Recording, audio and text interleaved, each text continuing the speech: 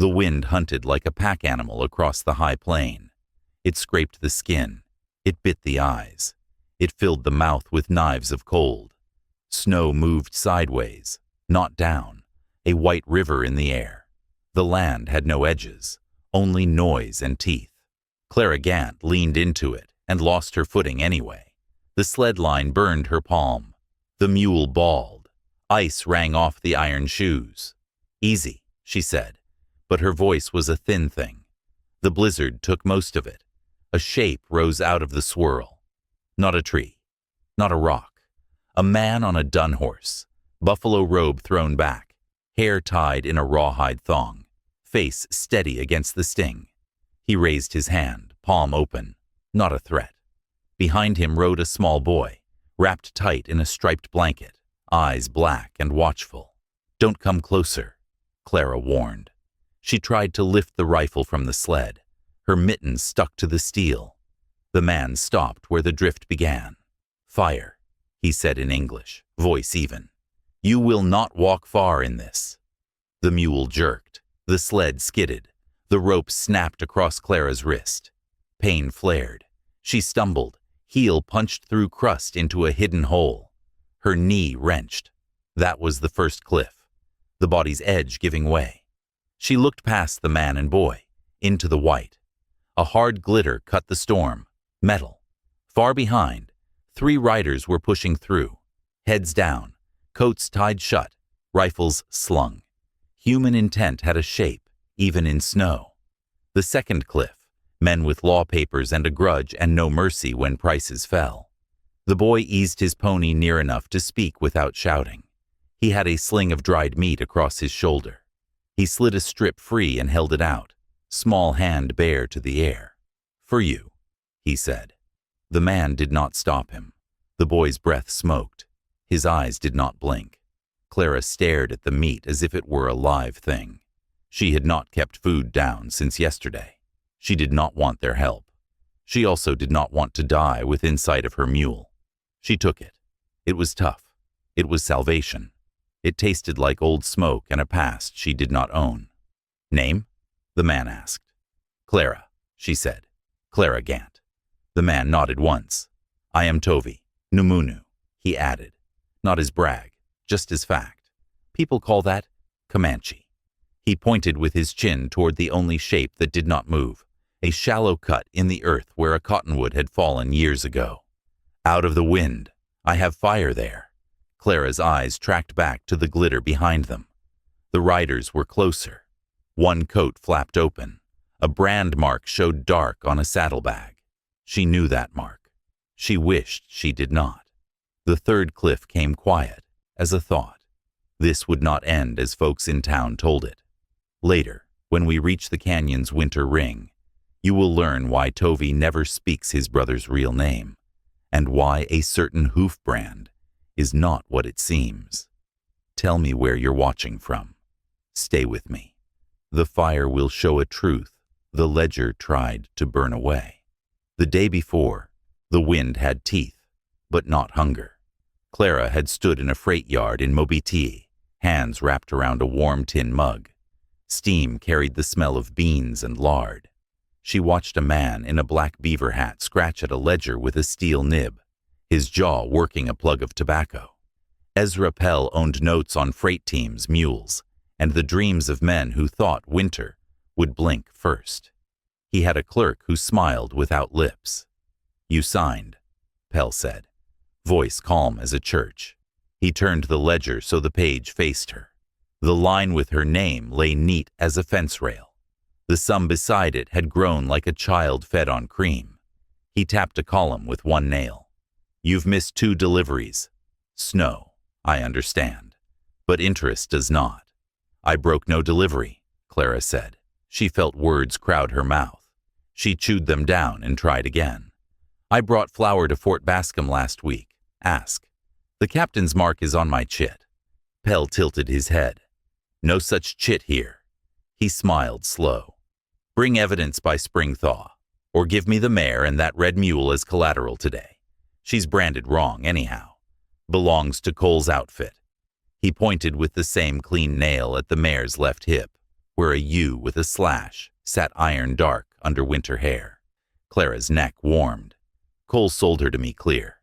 Pell looked past her, as if the air behind her told better stories. That brand. It reads a different name if you look close. Funny how iron can lie, Miss Gant. He lifted the ledger like a priest lifts a book. Bring the chit, or bring the animals, or bring yourself ready to sign a different paper. Choice is yours. Behind him, the clerk coughed and looked at a pair of riders topping off canteens. The riders did not look at Clara. They did not need to. Men who take orders from paper seldom need to look at a face twice. Clara swallowed. She had $15 in a sock and a mule that knew her voice. She had no family west of the river. She had a fear that lived in her chest. Fast water under ice, the kind that pulled you under by your boot heels and put you to sleep with blue lips. She did not fear men as much as she feared that water. Still, men held pens and irons. She put the mug down. "You'll get your chit," she said, and made it a promise to herself more than to him. "It's at Bascom. I'll have it in 4 days." "Storm's coming," Pell said. He ran one finger down the ledger line. Time is a kind of weather, too. She harnessed her red mule and the sled. The mare blew steam at her hands, soft. Clara rubbed the spot under the forelock, where the skin warmed thin. The brand on the mare's hip had always looked odd. The UA hair off, the slash a little too clean. Cole swore it was his side brand when he sold her cheap during the fall stampede. Cheap is another kind of weather. A woman by the depot watched Clara leave. "You got kin?" The woman called, voice brisk, 2 kids under her shawl. "Once," Clara said, and waved without looking back. That night, a high red haze sat in the west like a bad thought. The next morning, the haze was gone. The wind rose. By noon, it carried snow like sand. By dusk, it hunted. Tick, tick. Tovy's fire burned in a half-circle of cut cottonwood. Flame low, wood arranged not to boast, but to last. He did not waste heat. He made a nest for heat and kept it with small sticks. The boy slid from the pony without a sound and did the work of a boy told once how to do a thing. He set a pot of snow near, not over, the flame. The snow sighed into water. Clara crouched. Her fingers throbbed. She held them near the heat and felt a pain, like teeth letting go. She did not cry out. The boy watched her face to see if she would. "Thanks," she told him. He nodded and reached for his sling, cut another strip, and placed it in her open palm. He did not put it near her mouth. He did not make her a child. He had been taught a rule. Food offered is food returned in respect later, when the time is good. "What do I call you?" Clara asked. "Cowrie," he said. "Your son," she said to Tovy. Tovy added a stick and saved a stick. "Yes." "Your camp close?"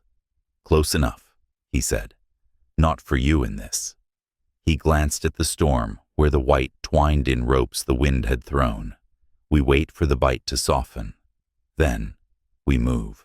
Clara leaned back against the cottonwood and felt the old sap cold against her coat. "The men behind me," she said. "Debt men." She tasted bile with the word. "They say my mare is theirs. They say my paper is ash." Tovy's eyes did not change. "Whose brand?" "Cole's U/," she said. "But it looks wrong, like someone made a U into a different letter." He said, a breath more than a word. "Iron tells a story it wants to tell. Tracks do not lie." He pointed with his chin at the sled. "Hoof in this crust. We will see." The wind shoved hard then, and laid a sheet of snow over the low fire. Cowrie moved quick with a piece of bark, made a windbreak, and looked proud when the flame kept its small tongue. Tovy did not smile. He let the boy feel his own pride without an adult's net over it. A sound came thin through the storm. A whip crack, then a voice, too far to make words close enough to carry intent. Clara went still. The mule twitched one ear. "Not yet," Tovy said, as if speaking to the men and the wind at once. They are slow in this. They will make their own fire soon. They will think they are smarter than air. Air does not care. I can walk, Clara said. It was not true. Her knee felt bright and wrong. Cowrie looked at her leg. He reached in his blanket and brought out a narrow strip of buckskin with a bead stitched into one end. The bead was white with a black dot, like the eye of a bird. He tied the strip below her knee, snug, and tapped the bead once with 2 fingers. Horsebone, he said, proud again, then quiet, not to brag. It keeps the ache small. Clara touched the bead with her glove and nodded. Thank you. Tovey watched the edge of the storm as a man watches a door left ajar. When it lowers, he said, we go to a place where wind loses teeth. You mean the canyon, she said. He did not ask how she knew. The land itself points down if you look long enough. Even in white, it whispers where it falls away. He only said, yes. Then, after a beat, as if he had weighed a thing and decided to place it near her, there is a ring there, old stones. You will warm your bones. You will show me this mare's mark in a way that does not melt. Clara swallowed. I have soot and snow. We can rub the hair, show the edges, see if the iron tells a crooked tale. Tovey nodded. You have done this. I was taught to watch men with irons, she said. A man who wants your horse to be his will, say the iron is gospel. But iron can be made to lie like a drunk witness. Hair grows back into truth. At the word witness, Cowrie looked at his father, then at the storm, as if the white itself might carry ears. Tovey's face did not move. Only his hand went to his chest, where a small leather pouch sat under the robe. He did not touch it. He only checked that it was still there, the way a man checks that a promise he made to himself is not slipping loose. Tick, tick. In the ordinary world before the storm, Clara lived thin but clean. She hauled for soldiers because soldiers ate on time. She hauled for ranch hands when the price was good. She had no fine dress. She had a good hat. She kept a small tin of bacon fat under her stove rock and used a finger of it on the mare's bit, where the iron met the mouth. A horse feels kindness as quick as it feels a spur, her mother used to say, back before the river took the mother's breath in spring flood. Clara had one cousin in the Panhandle. He had written her a letter in June that spoke of a corner of land he thought his, and a girl he wanted to marry, come winter. In August he failed to show in town. In September someone said they found a boot near a wash, and a black felt hat with a silver concho. The letter burned in the stove for heat in October, when the nights turned early. She did not speak his name out loud after that. The old river fear will teach you not to speak the names you can't reach, and Clara learned well. Her oath, made to no one with ears, was plain. Get the Bascom chit and show Pell his error, or his lie, by week's end. Do not freeze. Do not drown under snow. She set 2 payoffs in motion without knowing she was doing it. She rubbed soot and snow on the mare's hip once by lamplight, and saw a faint ghost of a different letter under the U and the slash. A hooked brand, maybe a C once, turned to a U with heat. She tied her sled rope with a tuck knot her father had used on ferries to keep a tug from biting when the current surged. She also noticed a track out past, the yard where a horse had stood long, hooves through crust to mud. The hoof had a tiny chip on the inside quarter. A small sign, but small signs can call witnesses later. Tick, tick. A rider in the distance that afternoon made a line between her vow and her trouble. He did not change gait when she looked. He had a coat like a lawman and a face like someone who thought the wind owed him a favor. He tipped his hat as if her day belonged to him. He did not smile. The inciting wound came fast. The storm rose. The sled line snapped her wrist. The hole took her knee. Behind her, Men in long coats turned the white to gray shapes and then to men again. She had a choice, and no choice. Take fire from a man some in town would not share a table with, or let the wind make a story out of her bones. "Why help me?" she asked in a low voice, while Cowrie poured hot water into a tin cup and set it near her boots. Tovi watched the storm's edge. "No one freezes on my ground," he said. It was not a boast. It was not a prayer. It was a line he had spoken before to a brother, or an enemy, or to himself. He did not add that this ground was not only his by any law Clara would know. He did not need to. Ground has its own court. "You owe me nothing," she said. He looked at the boy, then back at her. "You have a thin rope and a red mule that listens," he said. "You carry your words like a man carries water in wind. You spill little. That is worth a fire." He stood then, listening. Cowrie listened too. They heard a new sound within the wind. Not a whip, not a voice, a jingle of iron where there should be none. Someone had not tied down his rig. Pride or haste. Pride and haste feed winter. Tovi's mouth went tight. A memory passed like a shadow. Clara did not see it. She only felt the air change around him. He tied the robe with quick fingers. He checked the bow slipped into a case at his saddle, and the maker's mark cut small near the grip. A thunderhead carved with a bone tool. He did not draw the bow. He did not need to. A man who knows what tool is for what job does not make noise when silence is cheaper. "We move," he said. He kicked snow over the coals and kept one coal alive in a nest of punk wood he lifted with a stick into a lidded horn. Fire travels if you show it patience. He gave Cowrie the horn. The boy held it like a bird. Clara tried to stand. Her knee said no. Tovi offered no arm. He offered a solution.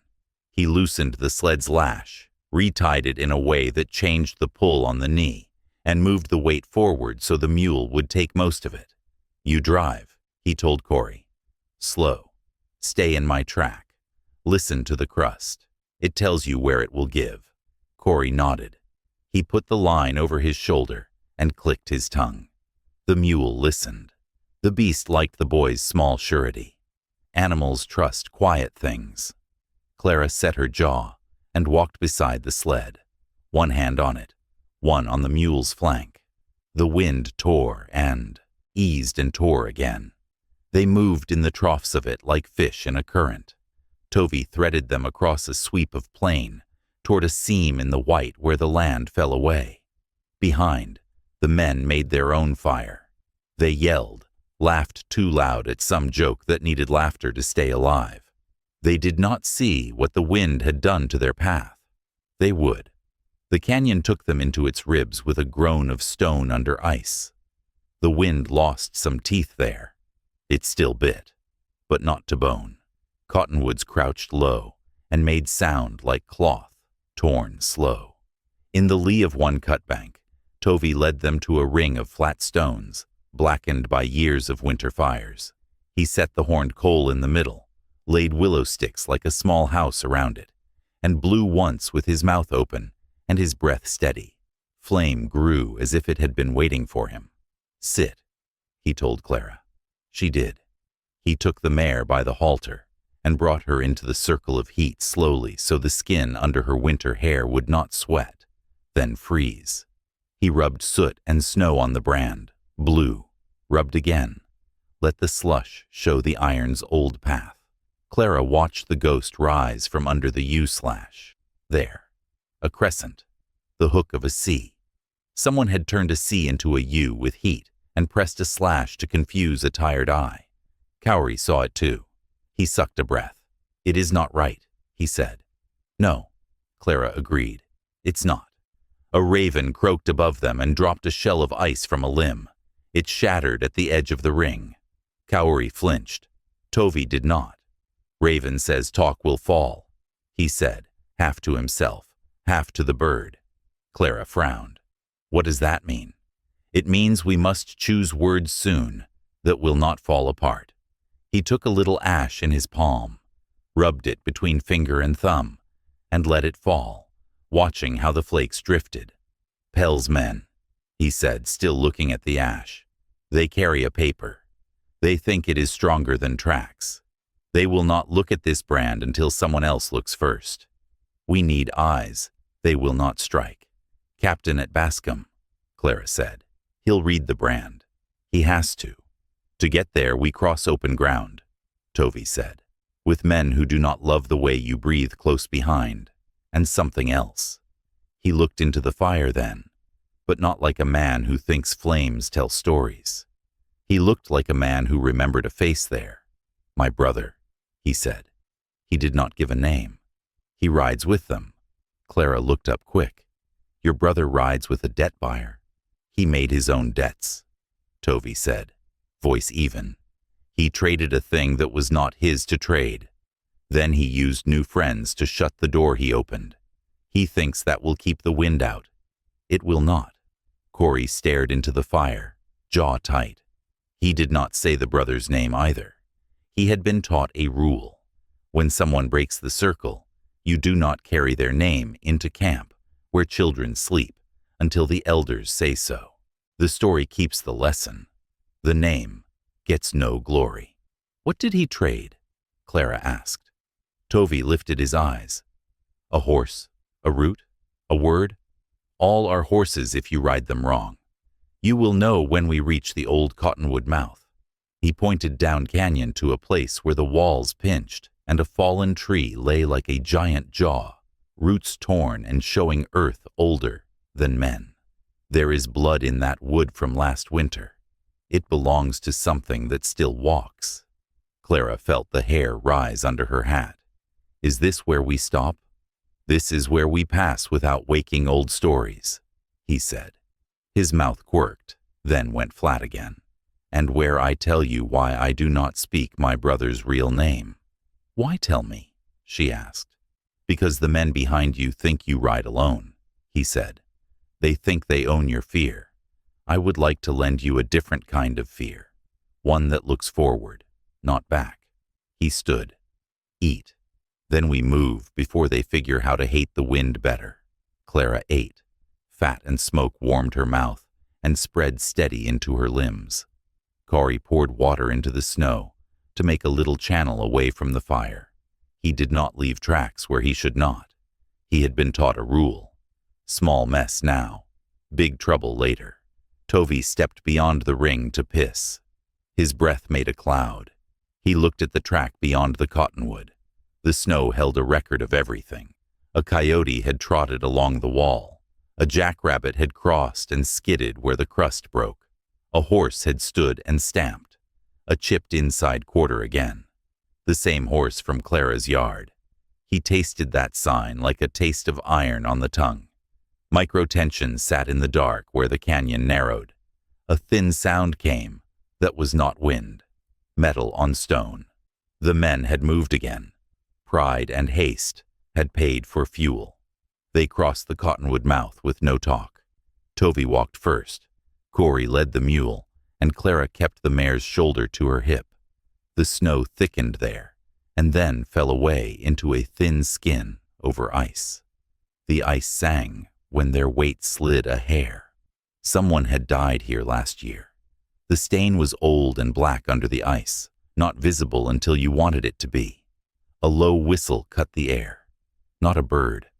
A man's sound, sharp as a needle. Clara's body knew it before her mind did. She dropped, pulling the mare's halter. The mule brayed once and then stifled it, as if ashamed. An echo of the whistle answered from above.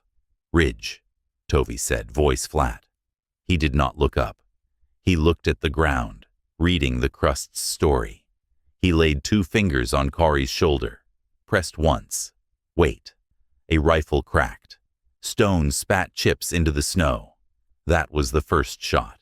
It landed wide on purpose. It was a greeting with teeth. A second shot would not miss wide. "Clara Gant," a man called from the rim, words rolling down the canyon. "Hold where you are. You've got property owes Mr. Pell a visit." Clara felt the mule's line shake in her hand. The mare's breath hit her cheek, warm and scared. She looked at Tovey. He did not look back. He looked at the cottonwood's torn root, at the way the bark peeled, at the slim space under one arch, at the way the ice thinned near stone and thickened over the small pool beyond. "Talk," he told Clara, voice very soft. "Keep them speaking. Words make men slow." She pulled air into her chest until it hurt and called, "I've got papers at Bascom that say different." "Bascom eats out of Mr. Pell's hand," the voice lied. A third man laughed. "Come up easy, and no one has to shoot your animals." Clara's heart kicked. "You touch my mare, you better—" She stopped. Anger was expensive in winter. Tovey slid along the cottonwood's spine and set his palm on the ice near the pool. It sang again, a low note. He looked at Cowrie. Their eyes spoke from practice. The boy nodded, set the fire horn under his blanket, and made his body small. Tovey curled his fingers and found the old groove where last year's blood had stained the wood dark. He looked back at Clara and lifted 3 fingers. He pressed them down into a fist. 3, 2, 1. "Now," he said. Corey yanked the sled line sideways and slapped the mule's flank twice. The mule jumped, hooves skittering. Its weight shot across the ice at the thin place. The ice cracked like a pistol. The sound leaped up the walls and down again. A horse above screamed, fear first, pain next, as a rider yanked without thinking. Pride and haste paid again. Tovey didn't wait for the echo to die. He moved like a man who knew where his own feet went. He ran low, grabbed the mare's halter from Clara, and pulled her toward the undercut where the cottonwood root left a crawl space. "Go," he told Clara. "On hands, on knees. Do not lift your head. What about—" "Go," he said, and there was iron under the word. Clara dropped and slid under the root, elbows scraping bark. Snow and old leaves stuck to her coat. The space was close. Her breath bounced back hot into her face. The mare's shoulder eased behind her, trusting the hand that had rubbed soot on old lies. Above, a man swore. "They're moving under. Shoot the—" A 4th rifle cracked. Stone chips showered the root and stung Clara's neck. Cowrie pressed flat in the snow and did not make a sound. The mule skittered, then found dirt with one hoof and lunged forward, ripping the sled free. The ice broke where it meant to. Water roared up through the thin skin, ran into the pool, and began to freeze the air around it into glass. "Hold your fire," a new voice called, hard and close to the lip. The voice had a shape in it Clara had never heard, but Tovey had. It was a voice he had known before snow. It carried shame as a stone in its pocket. It carried a little pride, too. "Hold your fire. We want her beasts alive." Tovey's jaw set. He did not look up. He looked at the next handhold. He looked at his boy. He looked at the place where the cottonwood's root dipped even lower and narrowed. He knew the price of a narrow, and he would pay part of it himself if he had to. "Father," Corey whispered, a breath only. "Is that—" "Hush," Tovey said. Later. His eyes were black stones with fire behind them. "No one freezes on my ground," he said again, low, and it was not a vow now. It was a border. The sled banged against stone and stuck, wedged in the narrow. The mule tugged, panicked. Clara, on her knees under the root with the mare close behind her, felt the line go tight across her ribs. She could not crawl forward. She could not go back. The ice water licked her glove and bit through in a second. Above them, boots slid. Men cursed. A fist-sized rock hit the ice near Clara's elbow and shattered. The canyon threw the sound back and forth until it sounded like more men than there were. "Tovey," the voice at the lip called. Not his brother's old name. Not the one you say when you want a man to come home to stew and bread. The men above used the name they used when they spoke of him to strangers in town. "You down there? We can talk. Bring the woman up and we'll let your boy ride out." Corey flinched as if struck. He looked at his father's back and waited for an answer that could break him. Tovi did not look up. He did not speak to them. He spoke to Clara, sharp and soft at once. Breathe slow, hands flat. When I lift the sled, you push with your knee and shoulder. Do not think of ice. Think of dirt. Dirt remembers you. Clara nodded. The water bit harder. She felt her old fear rise like a black fish in cold current. She pushed it down with both hands. Tovi slid one arm into the narrow fingers, finding the sled's runner. He took a breath and lifted. The muscles along his ribs jumped. The wood moved a hand's width, then dropped. Above, the men started counting in their heads the ways a man could drown without water. Tovi, the voice called again, closer now. Boots scraped rock. Last offer.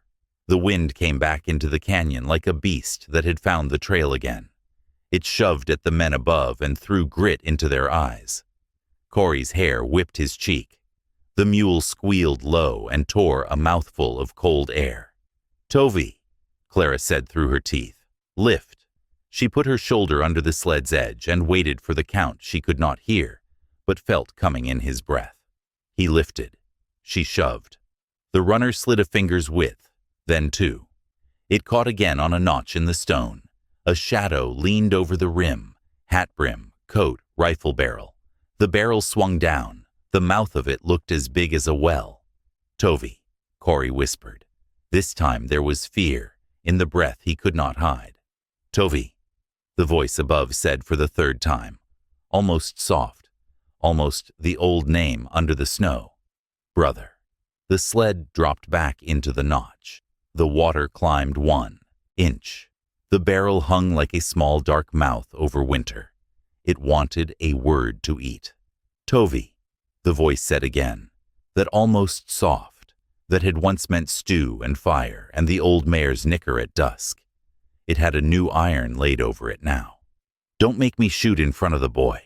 Corey turned his face to the cottonwood root and pressed his lips together until they went white.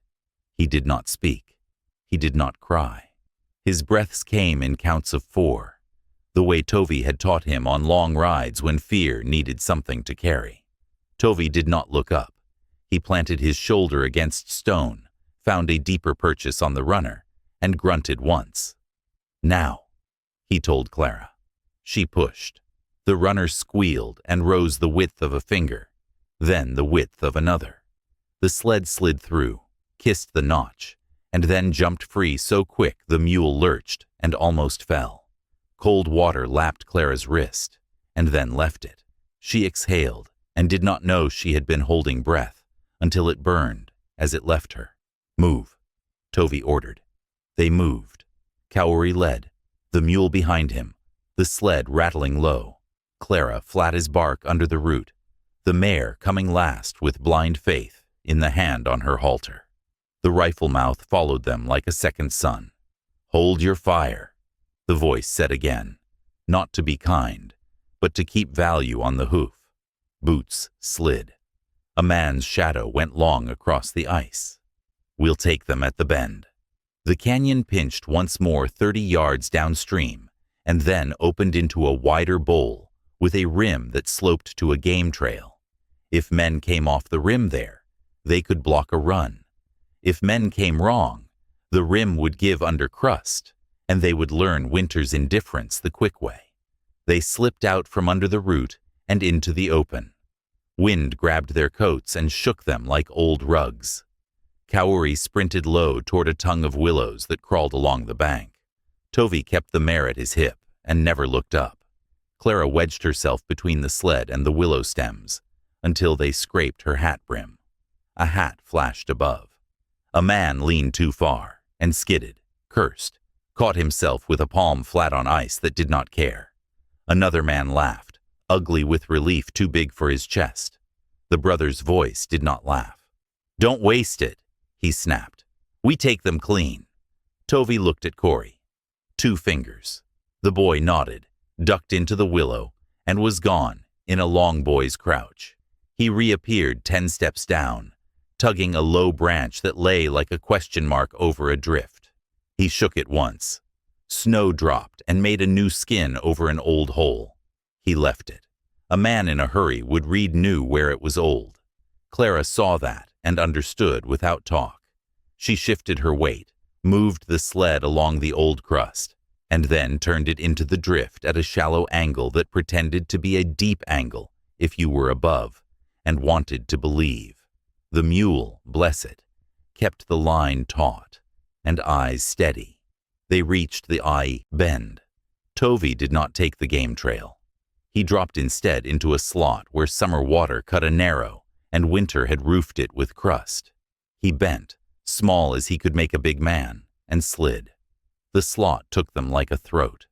Sound above went dull, and then thudded back when a boot hit, and a curse came.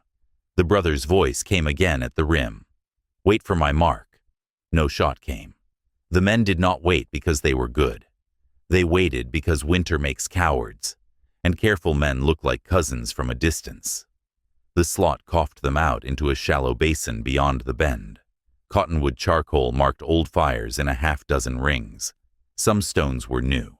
Some were buried in the season's drift. Tovey chose a ring with stones black as raven feathers and stopped. He listened. The wind recited. Water spoke under ice. Boots moved above, slow, testing. "Fire," Tovey said to Cowrie in Numunu, a low word, not a command, not a question. Cowrie gave him the horn. Tovey set coals as before, with patience so small it did not look like patience. Flame rose from the house of sticks. Clara lifted the mare's hoof and turned it a little to check the shoe. Ice clinked from the clip. She froze and looked close. The iron was stamped with a tiny punch, a maker's habit, a dot above a line, barely there.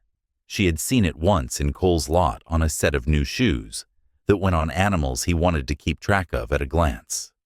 The memory made a thin line of heat run under the skin behind her ear. Her stomach went tight. "That dot," she said. "Cole marked some shoes." Tovey nodded. He did not look at the hoof. He looked at her face. "You know which animals he marked. His best, or the ones he meant to lose a week then find again," she said, the heat line moving down into her neck. "Sell quiet twice. Make paper honest with a lie." Kauri's head came up. "Sell the same horse 2 times? 3, Clara said, bitterness like old coffee. "If those buyers don't talk to each other." Tovey added a stick. He blew once. "Your mare was a C once," he said, then a U, then a slash. He lifted the hoof again himself and held it in his big hand. The mare stood like a rock. Cole's man put this iron on, or someone borrowing his box. Above them, the brother's voice. They dropped into the cut. "We'll rake them from the far rim. Keep low." Cowrie looked at the rim, then at his father. "He knows this place." "He does," Tovey said. That was all. Clara squatted to warm her hands. "Why would your brother ride with them?" Tovey's gaze did not leave the fire. "He does not like this country when it tells him no," he said. "He traded words once with men who wear buttons and paper, thought it would make him taller. It made him thin." He touched the small pouch at his chest with one finger, and then let it fall again. He gave a winter route for flour, quiet slot where boy and I run bison sign when others sleep. And men with paper came on that route and took what the winter left for us. He says it was only once. He says he will bring it back double. He lifted his eyes to Clara. Double is another kind of hunger. The fire popped. Cowrie flinched and then smiled at himself, small and quick, embarrassed for the flinch, and also glad to be alive enough to have it. "Your boy," Clara said, "because sometimes you say the plain true thing to hold the air steady is brave. He is careful," Tovey corrected, and there was a weight under careful that said what men die for and what boys learn to hold. He looked at Cowrie. "Stay with the fire. If they come down, make them walk through heat or walk away. Do not speak first. Do not say any names." Cowrie nodded. He reached under the blanket and touched the bead on Clara's leg once, not as magic, not as a trick, but as a promise. We make small good things here, even when the wind hates us. To Bascom, Clara said. If we break cover at dusk and ride the dry wash, we can make the cotton camps, then the soldiers' road. She wanted to keep talking so the brother's voice would not own the quiet. Captain will listen. He has to. Tovey rose, set 2 more sticks. He will listen if the winter ring speaks first, he said. Old stones tell truth, even men with paper respect. There is a sign there cut before your captain wore a hat. Men undo iron. They do not turn that stone. Clara frowned. A sign? He lifted a shoulder.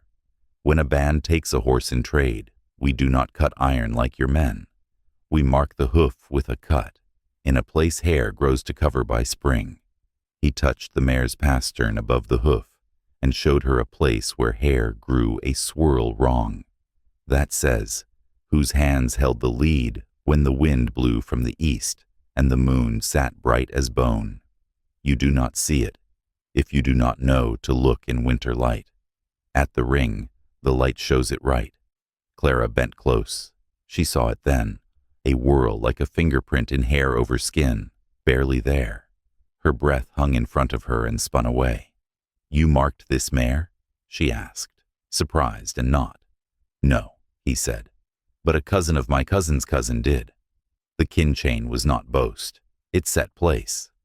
He traded fair at a fall meet. A white man riding the mare made a joke about iron being more honest than a Comanche cut. My cousin did not laugh. He cut the winter whirl, and 2 men watched. Witness is a kind of rope, the rim whispered. A rock skidded, then was caught. Boots moved back from the edge. These men had learned something in other winters. They were not brave. They were careful enough to be dangerous. The wind shifted. The canyon took a long breath. Tovey made a choice. We leave now, he said. They circle. The ring is 1 curve and a climb. If we touch it before they touch the lip, we show them a thing men with paper don't like.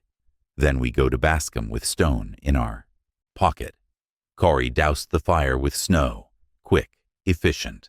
He searched the circle twice with his eyes, and then once with a touch, making sure no coal glowed.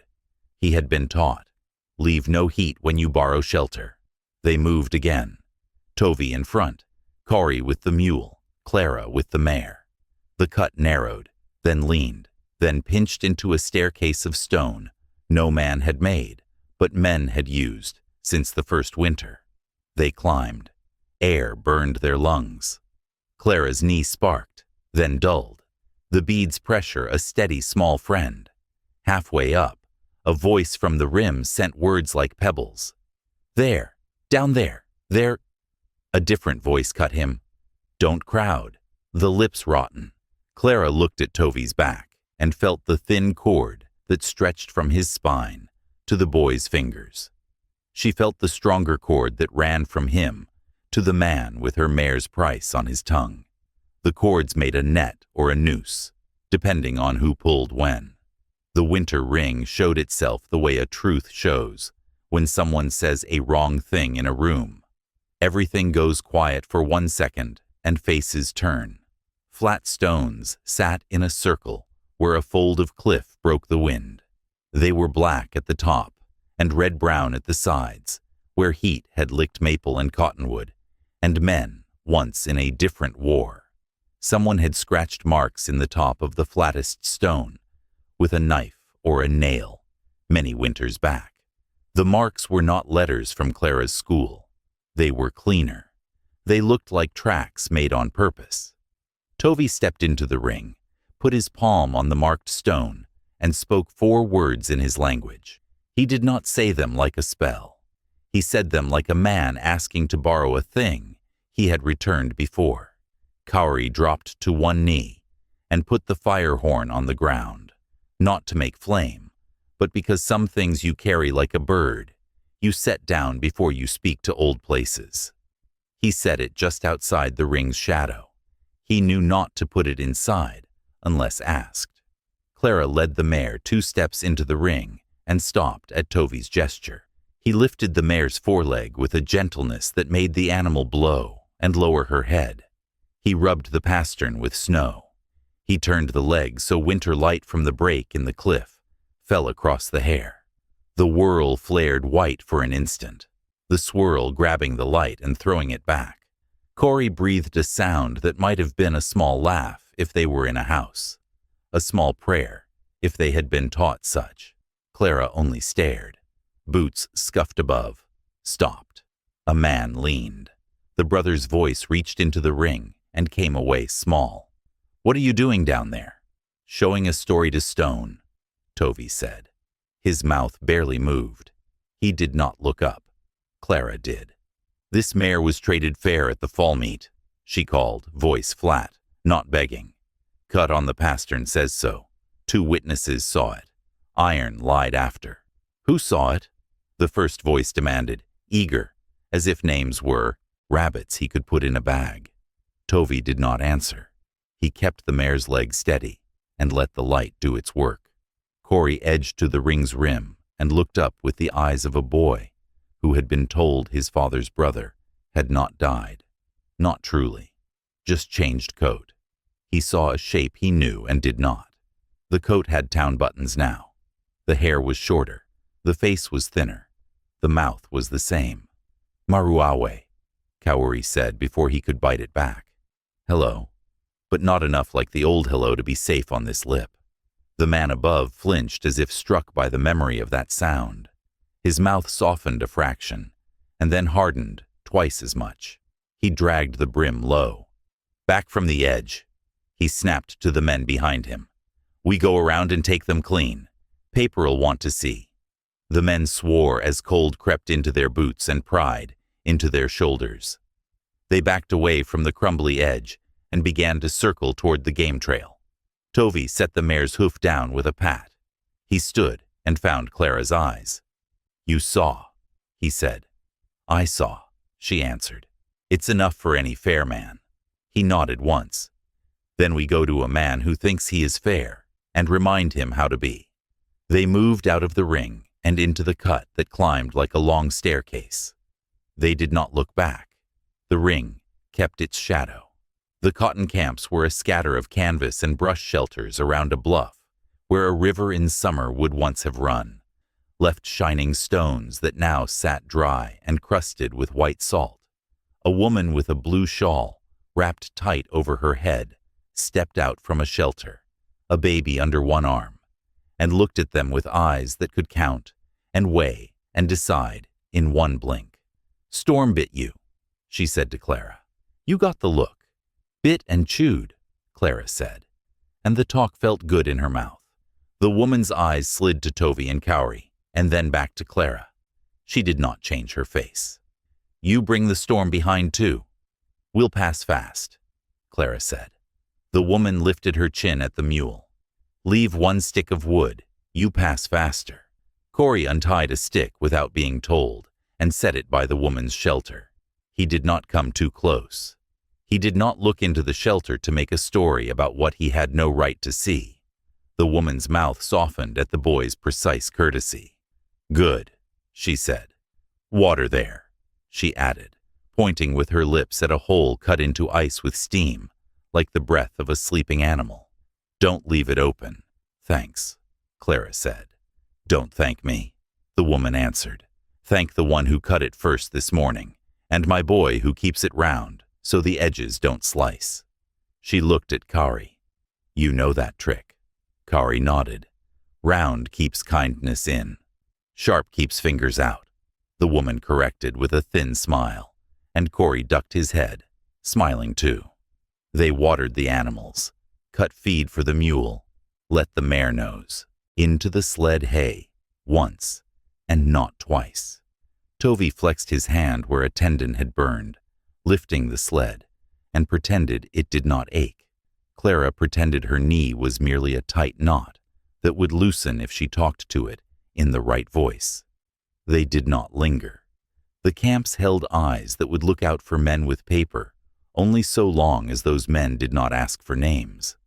The law sometimes paid in coins. It paid more in trouble. Beyond the camps, The soldiers' road drew a hard line across the white, a pair of ruts packed by wagons that thought their own weight made them righteous. Righteous ruts break under thaw and bring wagons down. In cold, they made a path even a child could follow. They followed. Bascom's low buildings showed as blocks against the white late in the day, smoke standing straight until the wind tore it into strips and stitched it back into the sky. A sentry stamped on the ridge, breath hanging like a pennant. He called down a challenge that was more boredom than threat. A corporal came out, dragging a coat by the collar, his hair damp at the forehead where snow had melted. Clara raised her hand. "I have a chit from last week," she said. "It went missing from a ledgerman's book in Mobiti. I need the captain's mark copy." The corporal spit to the side. "Neat. He's at mess. You can eat if you stop looking like Snow had you for a wife." He looked at Tovi and Cowrie without moving his jaw. "They eat outside the room," he added. "Not unkind, not kind. Protocol here was small and stern. One step from a line, and the line bites." Tovi's face did not change. "We eat where the wind is smallest," he said, which could be everywhere or nowhere. Inside the mess, heat hit Clara's face so hard, her eyes watered. Bacon, coffee, damp wool. Men laughed too loud. Boots scraped. The captain sat at a plain table with a tin plate and a careful bite held in his mouth. He was not old. He was not green. He had the posture of a man who had picked up dropped pieces for too long and learned which ones were safe to carry. Clara took off her hat, held it close, and spoke without wasting him. "Sir, I hauled flour last week. 3 kegs, 1 crate hard biscuit, 1 sack salt. Your clerk marked a chit. Ezra Pell says he can't find it in his book. I need your copy."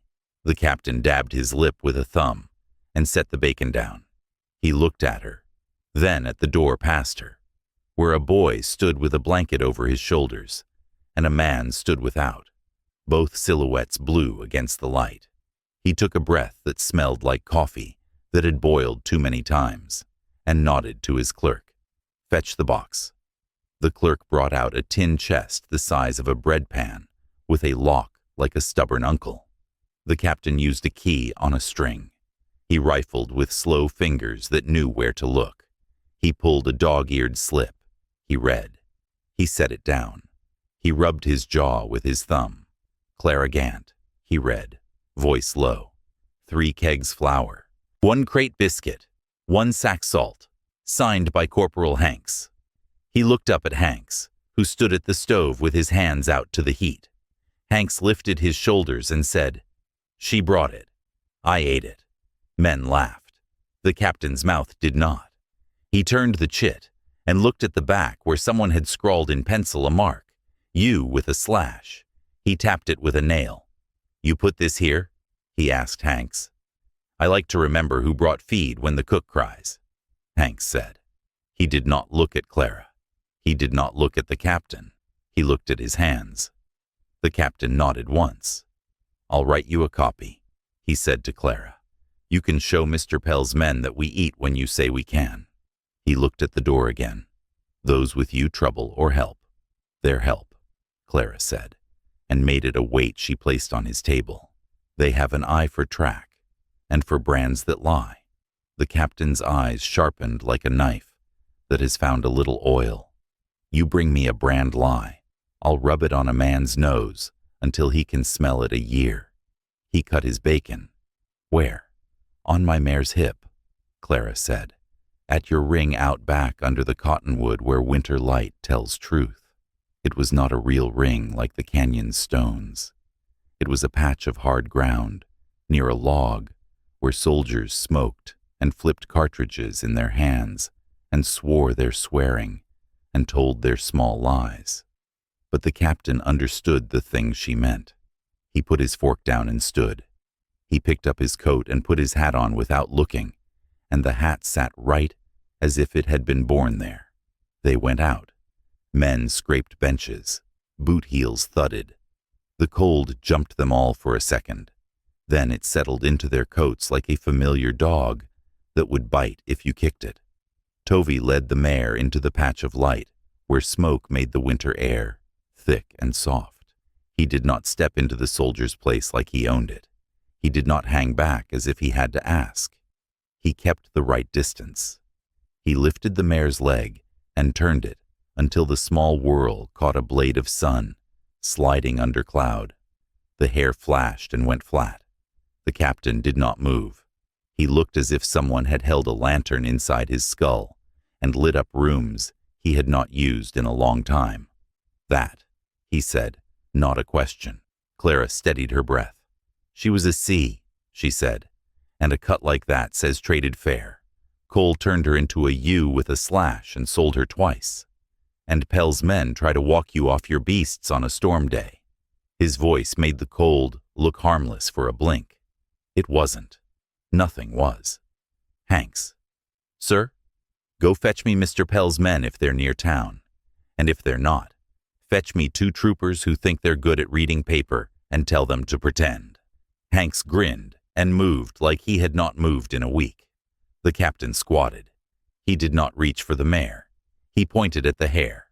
"Saw a thing like this south of here once," he said to no one in particular.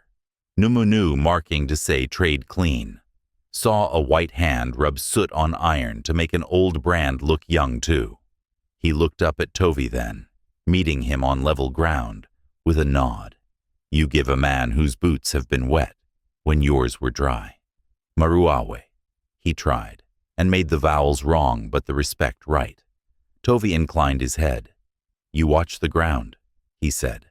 "I watch what keeps men honest," the captain returned. He stood, rubbed his hands together against the cold. "I'll write your copy," he said to Clara. "I'll write a second copy, for when a man loses the first." He looked at her face, at the burnt places Wind had made. "Then I'll ride with you to Mr. Pell's place to see what happens to his eyes when he reads the winter whirl." Clara felt a coil unwind in her chest. It did not let go all the way. Coils like that don't. But it loosened enough for air. A trumpet wailed from the yard, off-key with cold. Hanks reappeared with 2 troopers and, behind them, 3 men in long coats, powdered white with snow. They walked like men who did not plan to run and were wrong about it. One of them had a mouth like a straight line. One scanned too much. The third carried a rifle with his fingers, too close to the trigger. "Afternoon," the straight-line mouth said to the captain. "We were just coming to—" "You were just coming to collect property you think you own," the captain said, "which saves time. You will leave the rifle outside your ambition." The man's smile did not move. He leaned to look at Clara, then past her at Tovey and Cowrie, and then he came up on the mare, like he knew horses, but not this one. "That U/slash says—" "That hare says more," the captain cut him. He pointed at the whirl. "You read that?" The man bent. He squinted. He made his mouth like a man who finds a pail where he expected a jar. "What?" "Winter whirl," Hanks said with relish. "Numunu sign. Means traded fair at a fall meet. 2 witnesses." The straight-line mouth recovered and tried a different angle. "Even if some savage cut hair, iron says coal." "Your mouth is cold," Hanks observed, not kindly. The captain lifted one hand. "You'll speak a man by his name, and a people by theirs on my ground," he said, quiet. The quiet made the camp smaller, then bigger, then right-sized. The coatmen weighed the air. The one with the twitchy finger on the rifle looked at the boy. Cowrie met his eyes the way you meet a stray dog's, even, open, not a smile. The dog looked down first. "Pell's ledger shows no chit," Straight Line said, recovering breath. "He expects—" "My box shows a chit," the captain answered. He held up the copy with his mark, then folded it and slid it into Clara's hand, without drama. "This woman hauled when I was hungry. You tell Mr. Pell to eat patience." He tilted his head like a man remembering a songline. "And tell him irons that lie make smoke that sticks to a man's coat. People smell it a mile." The men did not take that well. Pride made Straight Line's jaw go tight. Ambition made the rifle finger twitch.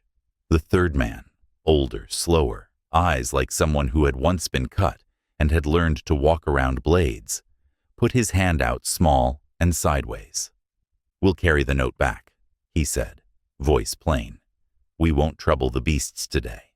"Or any day," Hank said, and would have said more if the captain's eye hadn't said enough. The men drifted out like smoke when the wind changes.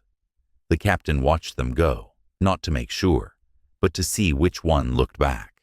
The older did once at Kari. Then he looked at the ground, because it was safer. "Eat," the captain told Clara then, with the briskness of someone who had kept people standing too long. "Then rest and go tomorrow, when the light is hard, but honest." He looked at Tovi and the boy. "You can make your own fire in the lee of the shed. No one will step on it." Tovi inclined his head. "You will." Kaori watched a woman from the camp wash a pan with yucca root, hands making soap from a shredded stalk. He hid his face in his blanket when she looked up and still memorized the motion. Later, behind the shed, he split a willow twig and chewed it to floss his teeth and handed Clara one, because she had given him thanks right, and he had watched a rule. Food offered is returned in respect, when time allows. Clara let a soldier at the stove show her how to set her knee and wrap it with a strip of cloth in a figure 8 that made her leg remember its job. He said willow bark tea could sour the ache some. Tovi nodded once, and later Kaori brought a strip of inner bark and a tin of water and set them near Clara, and did not fuss. He let her make the medicine herself. They ate near their little fire behind the shed, where the wind curled and made a nose of itself like a coyote, sniffing but not biting. They did not speak names. When men came to piss 15 paces off, they turned their faces aside and let men keep their bodies without shame. Etiquette keeps wars small and nights long. At moon-up, Corey slept with his face in his blanket like a pup. Clara watched his breath and felt something in her chest she refused to make into a name, because names claim and claiming breaks. Tovi stood by the mare and rubbed the spot where hair swirled, not to bring magic, not to ask a horse to carry more than horse can carry, but to thank with his palm. "Your brother," Clara said, into the low hiss of the fire, not looking at him, eyes on. The mare's ears, where each flick meant a story. "He rides with Pell's men. He knows this ground. He knew that ring. He did not shoot. He did not speak your old name. What's his ledger look like?" Tovi's mouth made a shape like a man tasting a memory turned. "He is called Pekka by my mother," he said, and the name landed in the air like a spark. Bright, hot, gone. "He traded the winter root for flour last year, when Kaori coughed blood 3 nights, and the wind came through our wall, and a man in town said he did not sell wood to us when snow lay. He thought flour would make me say the trade was good. He told me before the wind dropped.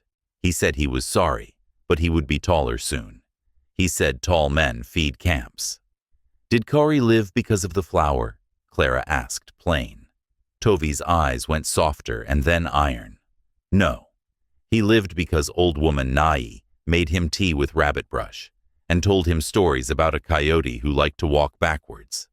He laughed when he shouldn't, and the cough loosened and went away. He stared at the fire horn. He did not touch it. Pekka does not like the kind of tall that comes from smiling at a boy when the boy cannot breathe." Clara wrapped the figure 8 tighter on her knee and stared at the dark. "He called you brother with his mouth and enemy with his boots." "Boots speak first," Tovi said. "Do you?" she began, then closed her teeth on it like a dog on a bone. "I'm sorry," she said instead, which was the only safe truth. He did not nod. He did not say it back. He watched the shed's shadow stretch as the moon moved and weighed the weight of being 2 men. One who would not let anyone freeze on his ground, and one who would pry his brother's fingers off a cliff, one by one, if that brother reached for his boy with a paper man behind him. The cost of refuge came after midnight, when men think the dark loves them. A trooper with a laugh too hard and shoes too dry walked close to their fire, looked at the mare's brand, and made a joke low in his throat about iron and hair. He did not see Corey's hand flex on the horn's lid. He did not see Tovey tilt his head 1 degree. He did see Clara's eyes cut to his mouth, and he felt shame find him like a cold finger at his spine. He mumbled and went away. The wind swallowed his laugh and spat it out somewhere else. They slept in turns. Tovey woke Corey by touching his shoulder once. Corey woke Clara by setting a warm stone near her hands. No one spoke. The night carried enough words. At first light, Bascom was all sound. The clink of harness, the scrape of shovel, the pop of frost letting go wood. The captain gave Clara a neat slip with his mark, sand still stuck to its ink. He gave her a second with the same mark and a third without, for a man who would balk at 2 and take 3, because it felt like theft in his favor. "You show Mr. Pell this first," he said. "If he wants to argue, you show him the sum second. If he wants to count, you show him the third, and let him think he won something when he lost his mouth." He tucked the slips into the pocket he knew she could keep dry. "You want a pair of troopers to ride along?" Clara thought, weighed, counted, rejected pride. "Yes," she said, "if you can spare them." "I can spare men for fairness," he said. He waved Hanks over. "You and Jenkins ride with Ms. Gant to Pell's. Keep your mouths until asked. Then use them." Hanks grinned. Jenkins did not. Jenkins looked past Clara to Tovey, then to Corey, then back to Clara. "We ride with the boy?" "We ride with anyone who knows what ground is," the captain said. He did not raise his voice. Jenkins's shoulders remembered parades and settled. They set out with the sun low and mean. Snow rasped under hooves. Breath drew plumes. The mule's ears made 2 black commas against white. Corey rode the little pony beside the sled. He hummed under his breath a tune with 3 notes he had learned from an aunt who clicked her tongue at coyotes to make them go around her bean patch. Tovey rode a pace back, watching edges, reading where drift turned to hole by the shade of it, and where branch tips drew lines a man could miss if he liked missing things. They reached Pell's place near noon. It wasn't much. A long room with a stove and a back room with a lock and a desk where men signed futures. A fence kept nothing in and some things out. The clerk stood with his lip smile and a pen in his hand that did not have ink on it. Pell himself came out wiping his fingers on a cloth that had never seen lard. He had a new beaver hat with the brim steam-curled neat. "Ms. Gant," he said, as if he gave Thanksgiving gifts to her children each year. "Whether change your mind about our arrangement?" Clara did not touch her hat brim. She did not look at his cloth. "Captain's copy," she said, and slid the slip across the desk. Pell took it like a man takes a fly out of soup. He read. His jaw did not move. He set the copy down. He smiled and did not show teeth. "I see," he said. The clerk coughed for the pleasure of it. "We must have mislaid." "Fire mislaid," Pell said, still smiling, "as it does when wind runs books. I appreciate the captain's tidy habits." He looked at Hanks and Jenkins and spread his hands to show he was a man who let the world be what it was. "What can I do for you, brave fellows?" "Nothing," Hanks said, cheerful. "You already did it." Jenkins stared at the clerk until the clerk's lip got tired of being a lip. Pell turned his head so the brim hid his eyes for a breath. When he brought them back, they had a different shine to them. "And the mare?" he asked, light as dust. "Brand's a question after all." "Brand's a lie," Clara said. "Worrell says she was traded clean. Cole's iron told a story last and worst." "Cole's a friend," Pell said. And there it was. The little wire between men that runs under talk. He'll be sad to hear you don't believe his irons. "He can cry into his bucket," Hanks offered.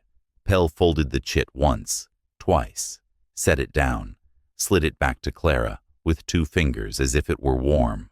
"Far be it from me to hold what is yours," he said, and for an instant he was something like handsome, a man who could see a thing that would cost him and turn to keep his coat dry anyway.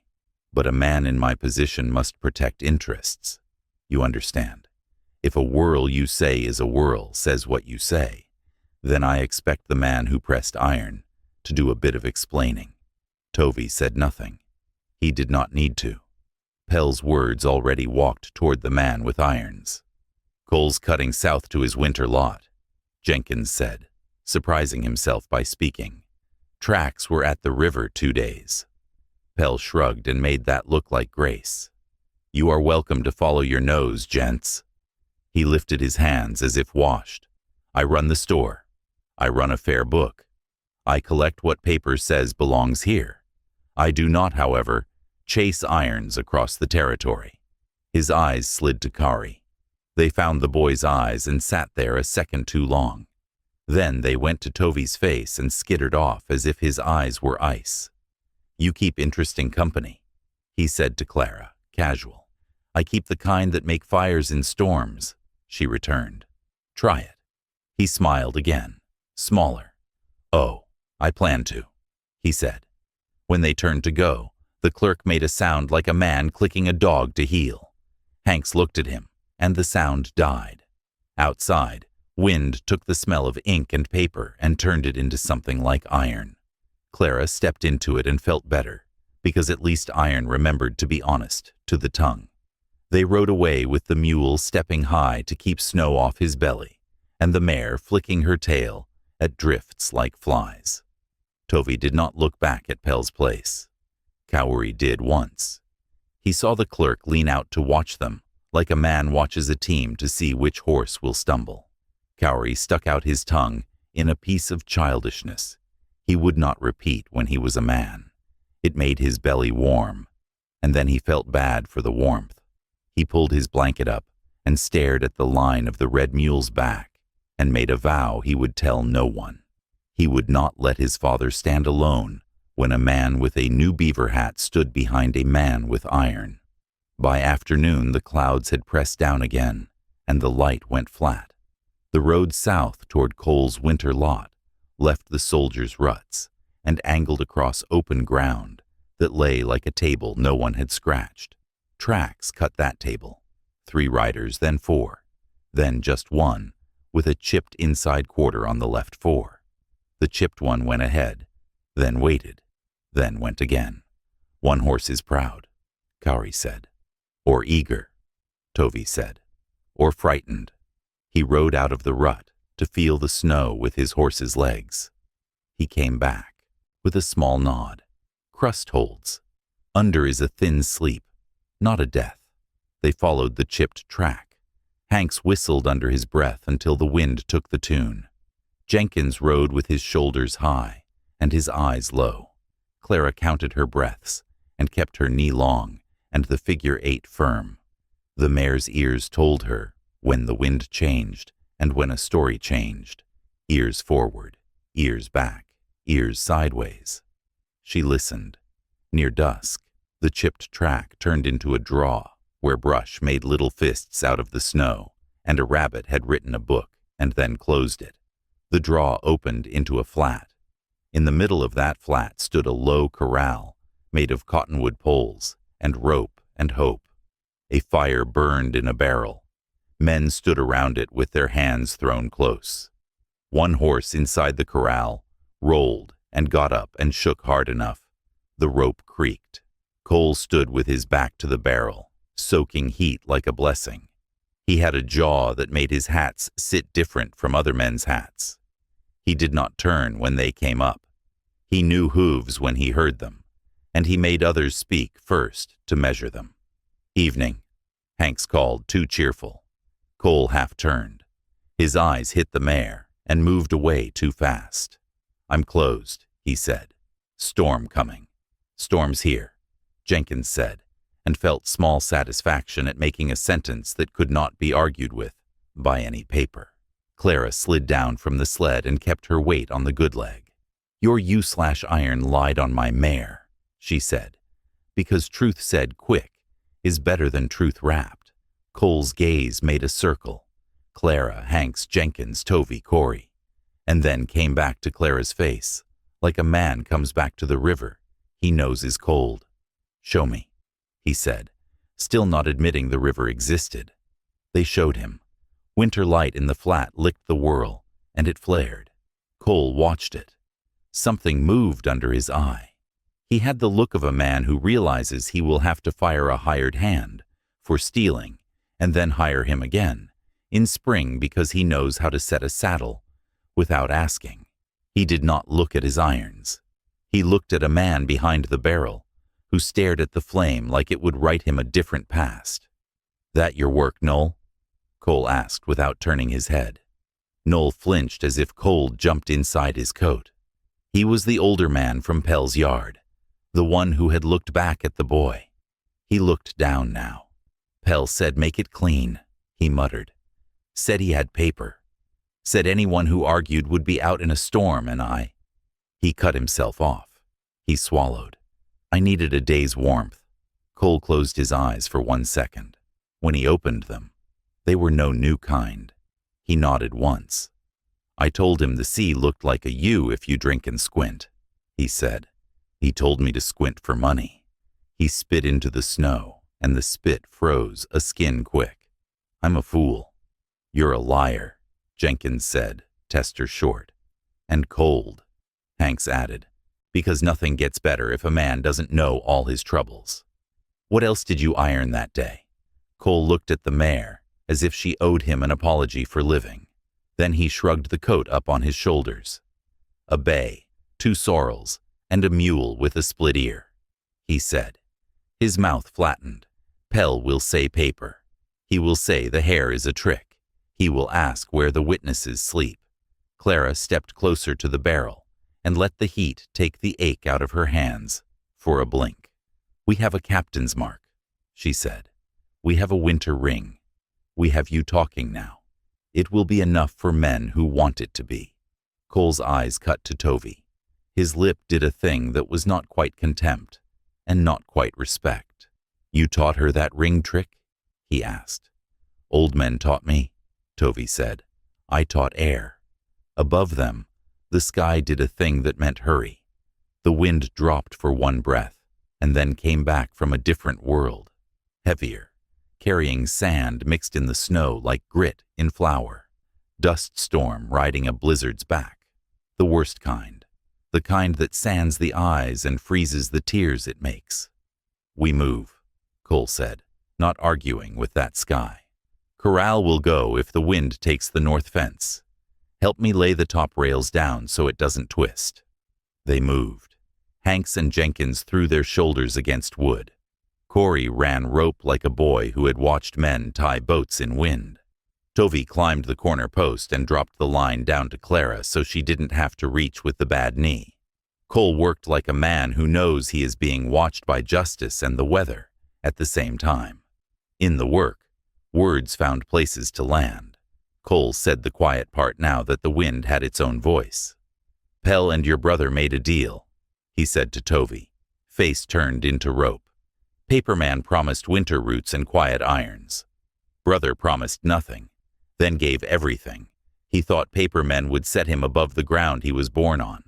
Papermen lifted him one day and stood on his toes the next. He pulled the rope hard and let it sing. He'll run when he sees this storm. He'll run toward town. Pell will set a pot out and call it supper." Cowrie went still on the rail. "He'll work," Tovey said to him. The word was a mercy. It put something between the boy and the picture of a brother's back, going away into snow. They got the rails down. The corral stood at knee-high, a circle that would not catch wind like a sail now. The horse inside rolled again and stood and shook and settled, as if agreeing to be less a fool. The barrel fire blew sideways. Men turned their faces and bared their teeth against grit. Cole wiped grit with the back of his wrist. He looked at Clara, and then a hair left of her shoulder, where the mare's breath made steam. "You're owed," he said. It was almost an apology, which is harder for men like him than paying coin. I can't give you back the hours. I can give you this. He dug in his coat and brought up a small leather strip, dyed red, and strung with 3 blue beads. My father's mark. It gets you water at my well when men forget the price. It won't keep you out of a storm. It will make one door open quicker than another. Clara took it because refusing would make a new trouble. I'll use it when I must, she said, and throw it in a fire when you don't, Cole said, dry and honest, which was the language he spoke best. I'll take my irons to the captain when this blows. I'll tell him whose hand told my hand where to lay them. He'll make paper. Paper loves paper. Paper loves fire too, Hanks muttered. Then we keep it in tin, Jenkins said, surprising himself again with a second good sentence. Dust thickened. The sun went to a coin, and then to a thought, and then to gone. Men pulled scarves up. Horses put their hindquarters to the wind and let it hit meat, not eye. Snow hit like ground glass. To town, Cole shouted. 2 miles. Close. Close in a storm is a lie a man tells to keep his feet moving. They moved anyway. The world turned to noise and grain. You could taste the land as it tried to climb into your mouth. Corey wrapped his blanket around nose and mouth and rode by the sound of his father's horse's tail slapping his leg. Clara held the sled with her whole body and let the mule pick a path like a blind animal that could see better than men. Voices became rope. Tovey's voice said, left, and they went left. Hank said, fence, and their knees touched poles. Jenkins said nothing and made his horse a shape others could find. Cole swore soft and often, like a man counting. Once, a shape loomed. Wall, maybe, or a stand of dead cottonwood. The world took depth for a blink, and then was flat again. A hurt white board scraping their faces with a million nails. Tovey, a voice came out of the board. It was not the wind. It was not Cole. It was not Hanks or Jenkins. It was the voice that had said brother over a canyon lip. It came thin and close and wrong. Tovey! Corey's head snapped up. Tovey's hand shot out and grabbed the pony's rein with a grip that stopped a thought before it got to the boy's heel. Ride, he said, iron. He turned his own horse into the sound and then away from it, making the sound chase his shadow. Help, the voice called. My horse. The wind chewed the rest and spat it underfoot. Tovey's jaw moved once, the muscle jumping like a heart. He did not turn. He did not stop. He rode with his boy, and the woman and the mule and the men, into a blank that would punish a pause. Clara tasted blood where grit cut her lip. She saw the line of Tovey's neck and the way his shoulders held a story and not a man, and she felt something mean and true about mercy and justice twist together in her gut. She could not name it yet. She would. Faint to the right, a bell. A real bell. A metal thing that had hung outside Pell's for show, and then for calling hired hands, and then for calling customers. It rang now because wind owned it. It meant walls. It meant doors. They found town by walking into it. The storm pushed them into the first building's leeward side and pinned them there like bugs. Cole pounded on a door. It opened because the men inside wanted to keep heat, not men. They went in with the grit riding them like fleas. Pell's place sat across the gap like a fort. Light showed under the door. Men moved inside, shadows long and stupid with warmth. The bell clanged above, metal laughing at its own voice.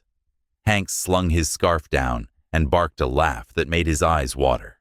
I love a storm, he lied. Clara looked at the door. She looked at the captain's copy in her coat.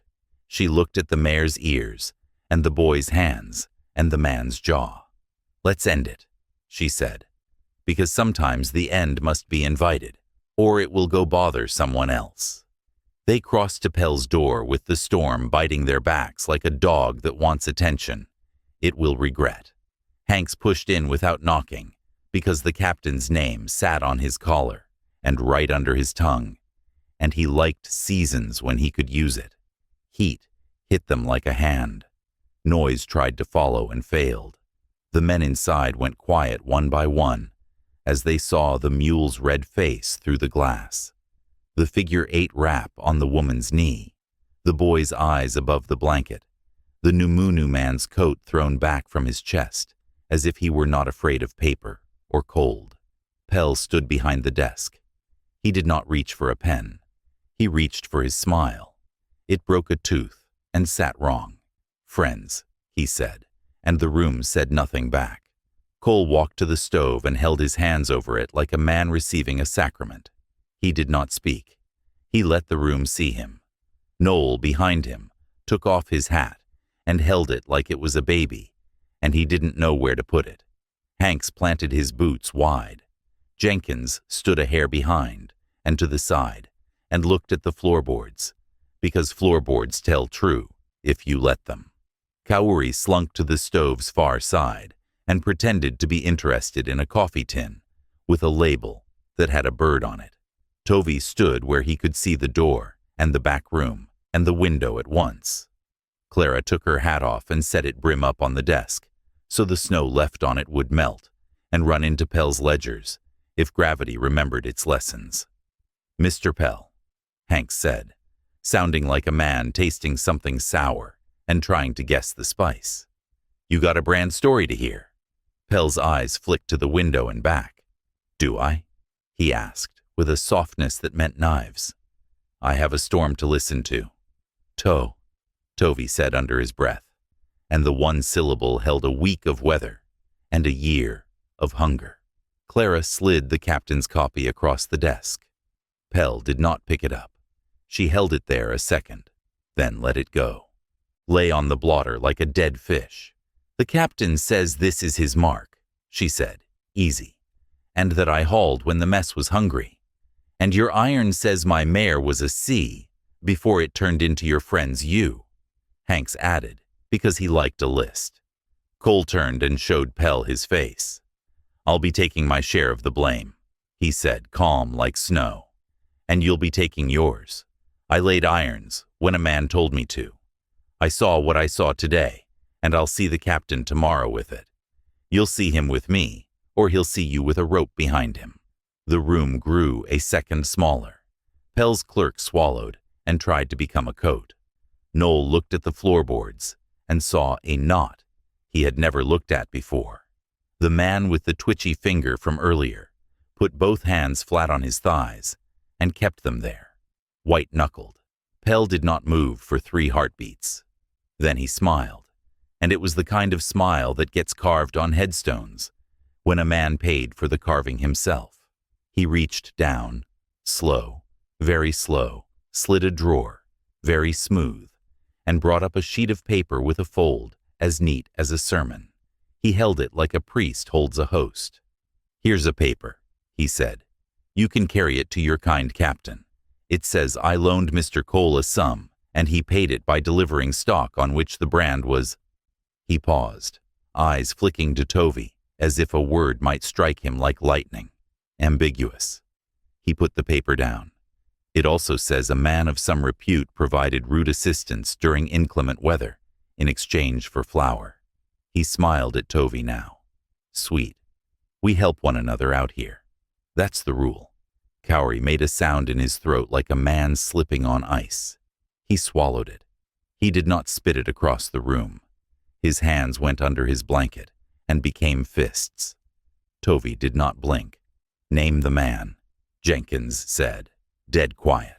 Pell tipped the paper like the words would fall onto the desk and arrange themselves into the truth he wanted. "Names are wind," he said. "Out here we look at tracks. Then we'll look at yours." Hanks grinned. The bell above the door clanged because Wind liked the sound of trouble. The door pushed against the latch. It opened an inch before the storm shouldered it shut again. A shape filled the crack. A hand came through. Raw knuckles, blood, a bit of blue cloth torn and stiff with ice. "Help," a voice said, and the room did not breathe. "Please."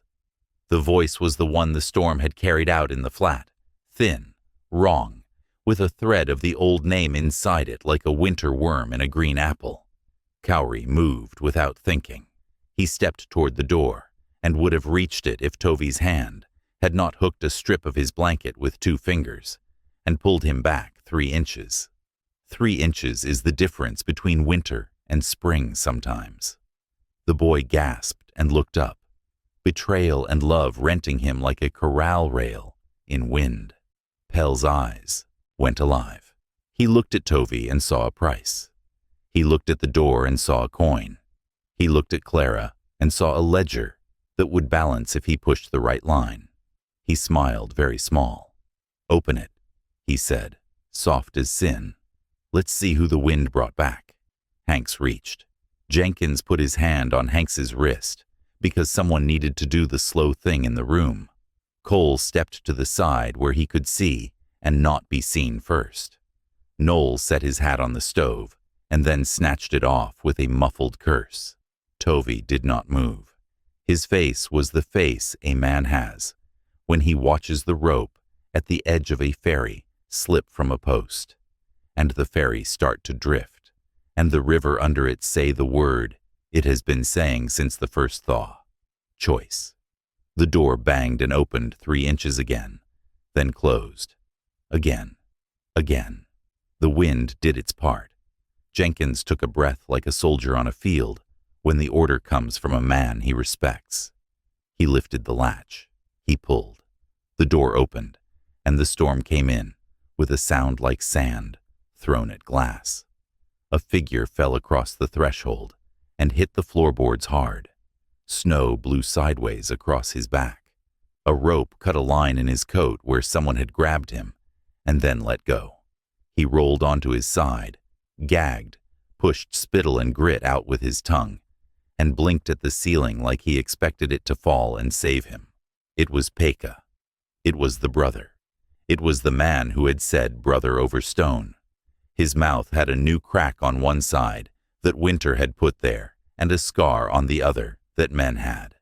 His eyes cut to the boy, and then flew to Tovy's face, and then broke, and looked at the floor, because he had not learned to hold both yet.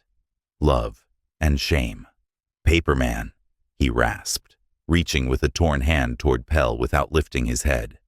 "Help me." Pell stepped around the desk like a dancer. He kept one eye on Tovy, and the other on Pekka's torn coat. He knelt and made a shape of concern, without touching skin. "Friend," he said, like some men say Father in prayer. "You look chewed. Tell us who bit you." Pekka's throat worked. He swallowed grit and heat. He looked at Kaori and swallowed again. He lifted a hand as if to sign something in the air above the boy's head. A promise kept, a bead tied, a string pulled and set right. He dropped the hand. "Men," he said, voice thin, "from the south, not ours. They know Pell's money. They know Cole's irons. He coughed and spat red. "They want the route I gave last winter. They say they will take it again and take the boy this time to make the map stay drawn." Clara's knee went cold, without wind. Hanks swore, without breath. Jenkins said a word that was not allowed in camp, and did not take it back. Cole looked at the stove, as if it would give him an answer. Noel made a sound like a man seeing a trap he set himself. Pell's smile got small and neat and sharp. "Which men?" he asked, gentle.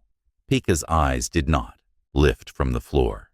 His voice dropped to a boy's whisper, because sometimes shame takes a man back to the age where his legs were too thin for winter. "Mark with 4 spokes," he said, "on their hats." Hanks's head came up like a dog's when the right whistle. "Spokes," he said to Jenkins. "That Kansas crowd." "Raiders," Jenkins muttered, not shy. Tovy had not moved since the door swung. He moved now. He took 1 step, and it was like a tree moves when wind finally picks a direction. He knelt. He put one hand on the floor to hold himself to earth, and the other lightly on Pekka's shoulder through the torn coat. He made his face empty, and then filled it with a thing that could hold. Not mercy, not hate.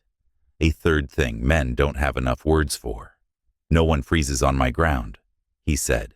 Same tone as the ring, same tone as the canyon mouth, same tone as the boy's first cough. Even those who traded wind for paper. You stay. You drink. You do not speak the boy's name until we tell you to. Pekka choked a laugh that broke and spilled into a cry, and then went away, because the man he had been did not let the boy in him cry in rooms. He nodded with his forehead against the boards. I was wrong, he said, a sentence a man gets to say few times in a life. I will make it right. Pell smiled at the stove, polished it with his eyes, and saw himself in it. Neat, warm, standing straight. Good, he said, soft, happy, turned a hair too far from the door. We will make it right together. He lifted his head a degree. Shut the door, please. We will catch our breath and then draft a paper everyone can. The door blew open again, wider. A shape filled it. 2. The wind fell for one heartbeat like it had held its breath to carry a surprise. Men came in with hats down and scarves up and eyes like split glass. 4 spoke marks showed black on wet felt. The first raised a pistol, not high, not low, just right. The second stepped aside with a casual grace that meant he had done this in other towns. The third turned and shoved the latch home with the heel of his hand. The fourth stayed on the threshold and kept the wind in his coat to make the room colder. Afternoon, the first said. His vowels were Kansas sand on a metal pan. We're collecting a map from a man who used to have it, and a boy who can read it without letters. He smiled, and it was like Pell's smile if you sanded the fancy off. And we'll take any paper about irons that saves time later. Hanks moved, and the pistol's mouth found him without hurry. Jenkins's hand went slow toward his belt and stopped when the fourth man's rifle clicked, thought into sound. Cole blinked as if grit had gotten under his eyelids and trapped there. Noel closed his hat in his hands and made it small, then big, then small again. Kari stared at the 4 spokes on the lead man's hat, like a boy stares at a brand on a steer. Too long, and he hates himself for it. His tongue found the bead in the strip he had tied to Clara's leg and pressed the horsebone hard enough to leave a dent. He did not know why he did that. He would know later. Pell measured the distance from his desk to the stove and found it 6 lies long. He smiled at the first man and made it friendly, and then humble, and then frightened, in quick order. Gentlemen, he said, this is a soldier's town. That door's been known to open again with men behind it, when men like you stand before it. Maybe we talk as friends, and maybe we don't, the first man said, and flicked his pistol toward Tovey, like a man flicks a fly off his plate and waits to see if it lands in the butter. Stand up, he told Tovey, and step away from the boy. He's coming with us. You can keep your coat. Clara felt the world slow until every grit piece was its own planet. She felt her own breath scratch the inside of her throat. She saw the whirl on the mare's leg, bright as a truth that will not be stuffed back under skin once it has seen light. She saw Pekka's torn hand twitch toward a rope that wasn't there. Tovey did not stand. He did not move toward the boy either. He moved his hand from Pekka's shoulder to the floorboard next to Kari's knee and tapped twice. A coyote's backward walk. Corey's spine straightened. He slid 1 inch left. The pistol belly button tracked him the way a hawk tracks a mouse in snow. Exact. Outside, the bell swung and spoke again, wind making music out of danger. It rang 3 times, then once, then none, then 3 again. Odd as a code. Hanks's eyes cut to the window, and his mouth opened to shout for the captain he hoped would be already moving. The first man with the spokes smiled, like a man who knows bells don't change math. Count to 3, he said to the one on the threshold with the rifle. Then shoot the man who breathes loudest. He set the pistol like a metronome on the drum of his knee and began to lift his finger like a conductor. 1, he said. Corey's hand slid inside his blanket and found the lidded horn. The coal inside had died to a black heart. He felt it through wood anyway, because boys feel heat even when it is almost a memory. He looked at his father's face and saw a yes, without seeing a nod. 2, the man said, smiling bigger, hand rising, mouth opening for the joy of 3.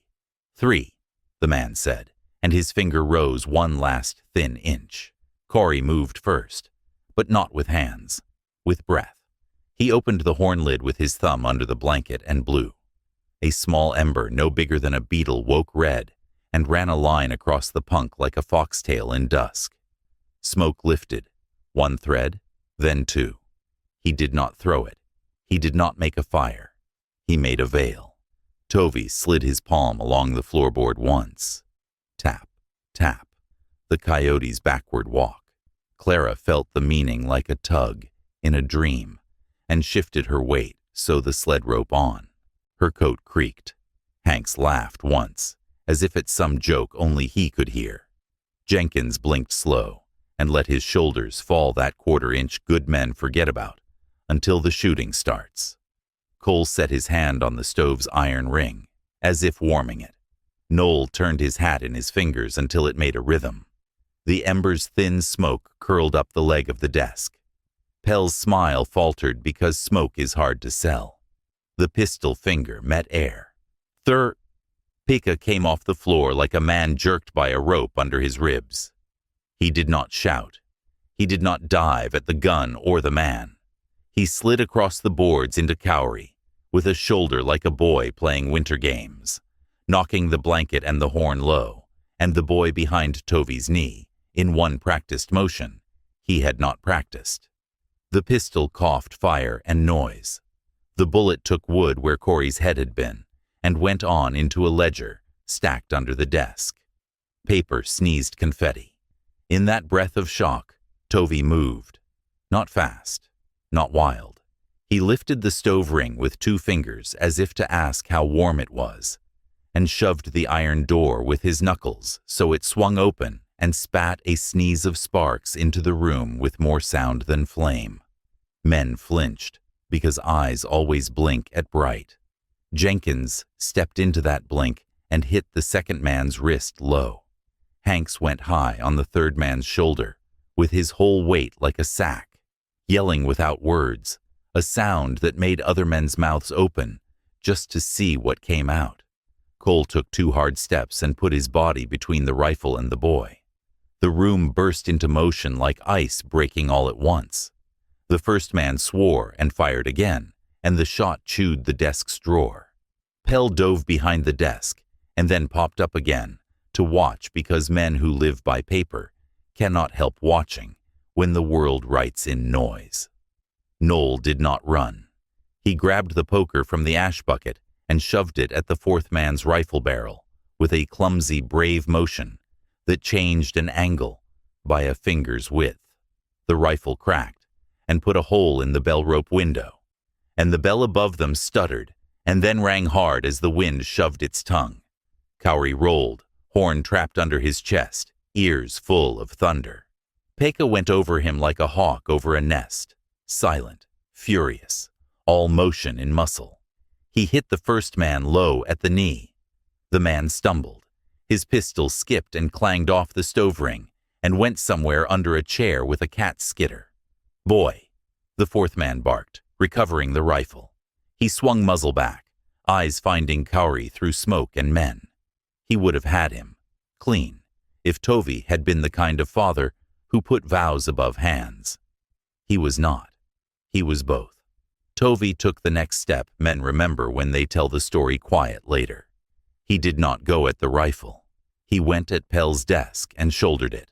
One hard, low drive that turned the poor pine into a sled. The desk screeched and jumped, slapped the fourth man's shins, and carried him backward into the door so hard the latch spat itself open and the storm laughed into the room. Snow and grit rushed their faces like a crowd. Cold took everyone mid-breath. It stole aim. It made eyes water and fingers clumsy. Jenkins seized the second man's collar and bounced his head off the doorpost once. Hanks howled and took the third man down in a tangle that looked like ranch wrestling in slow-moving flour. The first man, the one with the spokes and the counting, found his feet on Pride. He grabbed Peka's coat and yanked him close and put a knife to him fast, a bright tooth right at the ribs, a promise ready to be kept. "No," Corey said, small and huge, and reached like a child will reach for a fire he loves. Peka did not look at the boy. He looked at Tovi. He did not say brother. He did not say forgive. He did not say any word a white room might chew. He grinned, blood on his teeth and storm on his face, and he said the name his mother had sung to him before she taught him how to hold a bow. Tovi's eyes closed once and opened again with a shine he would only let the ring see later. "No one freezes on my ground," Peka said, and then he made a choice that burned him clean. He threw himself backward, pulling the knife with him, taking the blade deep to keep it out of the boy's neck. He took the man with him, and they hit the spilled ledgers and the stove's iron foot at once. The blade went deeper where Peka put it, not where fate did. Tovi covered the distance between them in the space a bell takes to ring once. He did not scream. He did not roar. He lifted the knife hand with one hand and broke the wrist with the other. A neat, ugly pop under grit and heat, and the low oath of a man who has lost before and thought he would not again. The knife fell and clattered and slid under the desk heels. Hanks and Jenkins had their men down and made sure they stayed that way, with knees and elbows and old soldier words. Cole drove the fourth man's head into the door again, friendly as a carpenter setting a nail. Noel stood above the pistol on the floor without picking it up, because he didn't trust his own hands not to finish a sin once they started. Pell wiped his mouth with 2 fingers and came up with dust and a line of red like a woman in drought. He swallowed it and smiled at no one. The room throbbed with breath. The wind pushed in and pushed out, and the bell rang twice and stopped, listening for its name. "Rope," Jenkins said, and men found rope without looking. "Out," Hanks told the bound men, dragging them toward the door, so soldiers' boots, coming fast from the street, would have something to do and not shoot from principle. Say thank you to the weather. The captain came in with 2 more behind him, snow on their collars, and a look on his face like ledger lines turning black in spring. He took in the room in a sweep and did not ask the wrong first question. He put his hand on Peka's shoulder instead and felt what a hand knows. His mouth tightened. He looked at Tovi and nodded once without words, and then at Kari, whose fists still gripped nothing tight enough to bruise his palms. "Hold," the captain told the air, and the air held. They carried Peka to the corner where heat kissed the boards without biting. Clara slid down beside him and set her hand on the ragged coat to keep heat in and fear out. Cowrie climbed to his knees, and then to his heels, and then to his father's shadow, and then his small hand went out and rested, very gentle, on Peka's sleeve. Peka's eyes moved in his head like fish under ice. They found the boy's hand. They found Tovi's face. They laughed a crack and then steadied, a miracle of a man whose mouth had been bought and sold and who found it returned long enough to use. "I held it," he whispered, and his hand fumbled inside his coat and came out with a thin old string. A bead slipped along it, white with a black dot in the middle like an eye. It matched the bead Kari had tied to Clara's leg, twin to the small promise that had kept her knee steady on the climb. "Mother's bead," Peka said, and something in Tovi's back unwound an inch after a year. "I took it when the paperman said a name in our camp that was not his to say. I thought if I kept it, I would keep our ground. I lost it in the cottonwood mouth. I found it yesterday in my coat's stitch." He laughed once, astonished at his own clumsy blessing. I am a fool. Give it back. Kari took the bead with both hands, as if it were sick and needed carrying. He did not tie it to his own wrist. Not yet. He held it up so winter light coming through the broken bell rope window could go through it and make an eye on the wall. He breathed. He put it in Tovi's palm. To father, he said. Tovi closed his fingers over it, and then opened them and tied the bead back to the little rawhide strip on Clara's leg instead, where the horsebone bead already sat. He did not say why. He did not have to. A debt had crossed from one winter to another, by way of a woman who had eaten meat she did not like, and called it salvation, because it was. Pekka's mouth moved. Say it, he whispered. No, Tovi said. But there was so much in the no. Not refusal. Not yet. He put his hand on Pekka's shoulder, the way he had put it on the ring's stone. When the work is done. Pell cleared his throat, because men like him hate a room where other men own all the words. Captain, he said delicately, stepping into a version of himself he kept for when iron clanged on his floor. You see what storms blow into decent businesses. I'll of course testify that raiders came to my door. The captain looked at him, and Pell's mouth shut like a pocket knife. Testify, the captain said, to whatever you like. Start with how four-spoke hats walk into a store within minutes of the bell ringing a certain way. Hanks? Sir? You felt that bell, the captain said. Like a code, Hanks said happily. Like a code, the captain repeated, lazy as summer. He turned his head to Pell. Tell me how a code got strung over your door. Pell smiled with all the teeth he had left. It's a bell, he said. Wind rings it. Wind spells 3, 1, none 3. Hanks asked, delighted to be helpful. Pell's eyes cooled. I answer to court, he said, like a man invoking rain in a dry month. Not to Camp Cookwit. Court will love your book, the captain said. We'll bring it, and any ashes that used to be parts of it. He looked at the desk's blackening drawer, and the scatter of char and ink flakes, like dead moths on snow. And we'll carry the parts that didn't burn, because the bullet hit them wrong. He lifted one fragment with 2 fingers, and read just enough for his mouth to move. A sum, a name, a neat little U/. He tucked it in his breast pocket like a prize. Cole spoke into the space like a man putting one stone on a cairn.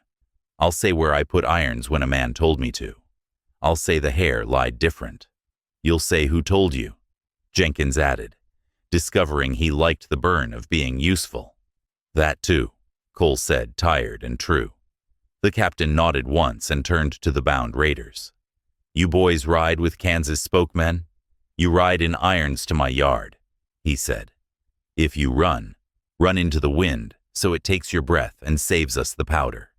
He glanced at Hanks. Bring them, he added, and Hanks grinned, like a man who gets to do a job with his back. They went in a small, rough parade out the door, the storm swatting their hats and the bells singing nonsense now that the rope was cut, and justice didn't need code. The fourth man, the one whose head had kissed the door, looked at Kari as they passed. He opened his mouth, closed it, and then looked at the ground. Even wolves sometimes read a rule. Pell remained. He smoothed the edge of his desk with his thumb, where Tovi's shoulder had put a truth in it. He pulled his cloth out and wiped nothing with it, because he needed his hand to move.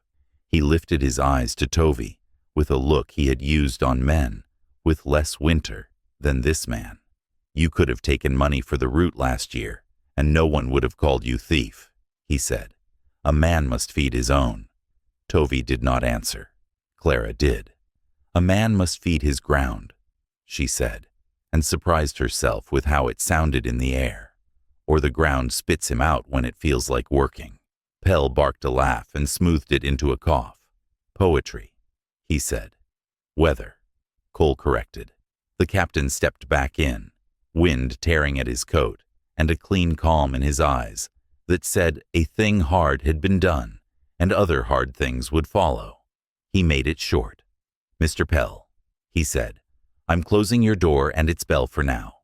You will open your mouth at Bascom at dusk, not before, and you will keep it shut on the road." He nodded once to Tovey, once to Clara, once to Corey. "You three stay out of my book by staying alive," he said, a soldier's blessing. Pell opened his mouth. The captain lifted one finger. Pell shut it again. They took Pekka to the cotton camps, because warm walls with right people are better than new blankets in wrong rooms. The woman with the blue shawl saw them come and did not ask useless questions. She turned her body so the others could see a thing without seeing too much. She pointed with her lips, and the small crowd flowed into places with their eyes down. Cowrie carried the bead string like a message. Clara carried the horn. Tovey carried his brother. They laid Pekka near a low fire where wind could not bite him anymore. His breath made fog, and then less fog, and then small fogs that were mostly habit. He was lighter in Tovey's hands than a man should be. It is strange, and not strange, that bodies can be heavy when a soul is still home, and then grow light as a coat when it goes to stand at the ring and listen to old stories. Pekka blinked once, twice, seeing the fire's shape. He turned his head, slow, and looked at Corey like a man accepting an animal's nose in his palm. "I told men about our cut," he said, plain. "For flour, for the sound of a spoon in a pot. I told them once. They came twice. They came with hats with spokes. I told them I was tall because of paper. I was not. I was long because of lies." He coughed and blood threaded his lip. "I put the boy in the path by mistake. I will get him out." He tried to sit. His body said no. He frowned at it, annoyed. "You got him out," Clara said, gentle and a little hard. "That's one." Pekka's eyes went to Tovey. The code of men who share a mother carried in the space between them. Pekka's mouth pulled, and for a moment he was a child, all ears and knees, and hope. "Say it," he asked again, small. Tovey crouched and rested his hand over the bead in Clara's wrap, where the horsebone bumped it like a little heart. He looked at his brother, and then away, and then back, because some words need a horizon under them. He said the name. He said it the old way, with the sound their mother put on it, with the round vowel that meant river mouth and home. The ring could have been around them for how the sound sat. Corey pulled the blanket to his nose and breathed it in like smoke he wanted to keep. Pekka's eyes softened like ice under sun. He closed them. He opened them again just once and found Corey's face. And this time he didn't see a map. He saw a boy who sharpened sticks with his tongue out by accident and remembered horses without looking. He smiled with half a mouth, and his breath left warm and did not come back to check on him. The wind went on a second, then two. Someone by the blue shawl clicked her tongue the way old women do when a new quiet comes into a room and must be told where to sit. Cowrie set the bead string inside his father's fist without asking. Tovey closed his hand and held it there a long time, like heat he wanted to keep. They did not say his name again. That is a rule. It is also a relief. Names call souls. Souls should not be badgered on the road. Clara stood and went to the edge of camp and let the wind bite her cheeks hard enough to make tears honest. Her knee hurt, but some other thing in her hurt less. She watched the low line of Bascom through dust snow and thought about paper that said more than men. She thought about irons. She thought about a horse whirl that had flashed once and saved a winter's worth of truth. Cole came and stood beside her. He did not touch his hat. He took a breath. "I'll bring irons to the captain when he calls," he said. "I'll say my part. I'll say Pell's." "I'll say mine," Clara said. "I'll bring the mare." He nodded. "I got a well," he said after a beat. He held out the little red strip with the 3 blue beads again. "You can drop this in the first creek you like. But if you ever run a night alone, and the door you find is one of mine, hold it up, and I'll open, even if the wind says not to." Clara took it and slid it into her coat without looking at the colors. "Thank you," she said. She did not promise to keep it. She did not promise to burn it. Some things you keep until they tell you what to do with them. Behind them, the captain's men led Pell past the camp with quiet feet and tied hands. Pell did not look at anyone. He looked at the captain's pocket, where the charred ledger bit rode, and his mouth did a thing like a prayer, to no one. The captain did not see. He was counting fences, as if counting could make a winter shorter. Hanks tipped 2 fingers at Corey, and then made a face to make the boy's mouth twitch. Jenkins walked a pace behind and let his eyes run over ground, like a dog's, honest, interested, ready to bark if needed. Tovey rose at last. He set his brother's coat straight with hands that did not shake. He did not cover the face. He did not uncover it more.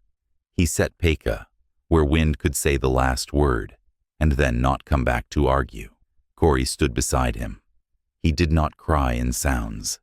His throat hurt, like he'd swallowed smoke wrong. He put his palm against his father's and felt the bead there, small and true. "Father," he said after a while, in the voice he used for night animals near camp. "Will we speak it again? His name?" "When the ring says," Tovey said. "When your hair has more winter in it than mine." Cowrie nodded. He looked at Clara's leg and the bead that had come back from a year's wrong road to sit with Horsebone. "We gave to the woman," he said. "Is that right?" "It is right," Tovey said. "Sometimes a thing wants to ride before it rests." Cowrie thought about that, and then did not think, because the thought made a knot in his head, and knots should be untied with fingers, not teeth. He went to the mule and rubbed its red ear, where the split was not, because that was the animal in his head at the moment, and animals are good places to set hands when men are too hot.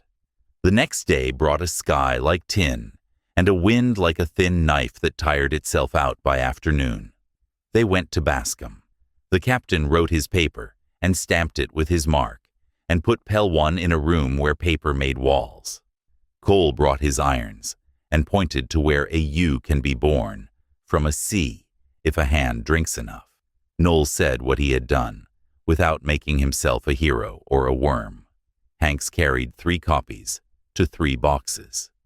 Jenkins held the door for truth, like a bouncer at a poor saloon. Clara stood on the yard with the mare and rubbed the winter whirl with her thumb until the hair laid down, and then stood up, and then did what hair does when a woman tells it the weather. She felt the captain watching, and let him. She owed him the sight of a thing he had chosen to see. "Fair enough," he said to the air, which is a good man's prayer. At dusk, the captain looked toward the cotton camps where fire smoke made the snow smell like beans, and wood, and quiet. He turned to Tovey. "You taking your brother to the canyon's ring?" he asked. Not a demand, the right question from the right mouth. "Yes," Tovey said. "Tonight." "Want men?" the captain asked. "No," Tovey said. "We'll walk with those who know where to put their eyes." The captain nodded and did not make a speech. He had made his ledger entries, and that was his work. He put his hat on. It sat right. Clara looked at Tovey then, and he looked at her, and in that look there was a whole winter, and a promise she had not known she would make. She would haul next week for Bascom if the road allowed. She would not sell the mare to settle any man's book. She would carry the little red strip till it told her its story. She would put the bead and the bone somewhere that kept their edge sharp. Cowrie walked up with the horn under his arm. Lighter now. He had cleaned it. He had set 1 tiny coal inside for the road. He showed it to Clara like a boy shows a bird he will release. She nodded. He grinned, and then tried to make the grin go away, and failed. "Take good fires," she said to him. "We do," he said, and made his face sober and old for 1 second, and then let it be a boy's again. Tovey raised 2 fingers in farewell, not a wave. "Do not walk where wind tells you it is tired," he said to Clara. "Walk where it still has jokes." She snorted, surprised into a sound that made her like herself. "I'll listen," she said. They left as the sky went to iron. The winter ring in the canyon would take them, and they would do what men do when a brother's name is too heavy for new snow. They would keep silent where silence is respect. They would tell a boy where to look and where to not. They would set a bead down for a night and pick it up again in morning. And in that doing, a story would be kept without paper. Clara watched them go until the white took them and made them ghosts in the good way, the kind that walk you through a thing, not push you into it. She turned back to the mare, and the red mule, and the officer with paper, and the man with irons, and the day that would not end itself. She put her hand on the mare's warm neck and felt life where cold had wanted to write a different sentence. She hitched the sled. She checked the knot, the fairy knot her father had taught her, and smiled, because the world offers you small wins if you look. The figure 8 on her knee felt less like a cage and more like a brace. The bead on the strip against her leg bumped when she stepped. Horsebone clicked once, then twice. Tick, tick. "Tell me where you're watching from," she said under her breath to the wind and whatever else listens out there. "And if you see a brand try to be a different letter again, rub soot on it and wait for light." The land breathed a colder breath and then a softer one. It did not thank her. It did not need to. She didn't want it to. She set off, mule leading, mare steady, road honest under new hard sky. They put Pekka down in the ring by moonlight. Snow lit itself. Cold held its applause. Tovi spoke words that were not for white mouths, and Corey listened, bright-eyed, and did not try to swallow any of them, because words are like beads. You wear them, or you lose them. Clara did not go. That is also a rule. She went to the rim above and looked at the old blood in the cottonwood mouth, where ice had kept a memory, and let it be old without scraping at it. She held her hat in both hands. She did not ask for anything. That is when sometimes things come. Down in the ring, when the last coal went dark, Tovi looked at his boy and put 2 fingers on his shoulder. "No one freezes on our ground," he said, and Cowrie said, "No one," and meant himself too, because boys forget to include themselves in mercy. They climbed out of the ring in the dark, quiet as animals done, with water. The stars watched and did not blink. By the time spring pulled the nails from winter's boards, Ezra Pell learned to write numbers that lined up with the world, or to keep his hands where men could see them. Cole put his irons away for a month, and then brought them out again like a penitent man uses tools when the house is empty, careful, quiet, asking wood before cutting it. Hanks took to telling the Bell story, in a way that made him a little braver in it each time. Jenkins let him, and did not correct for pride, unless it got in the way of a new man's courage. Clara hauled to Bascom and beyond. She watched the mare's whirl flash twice more for other eyes, when iron told lies, in different letters. Once, she showed the trick to a woman with a baby on her hip and a stubborn jaw.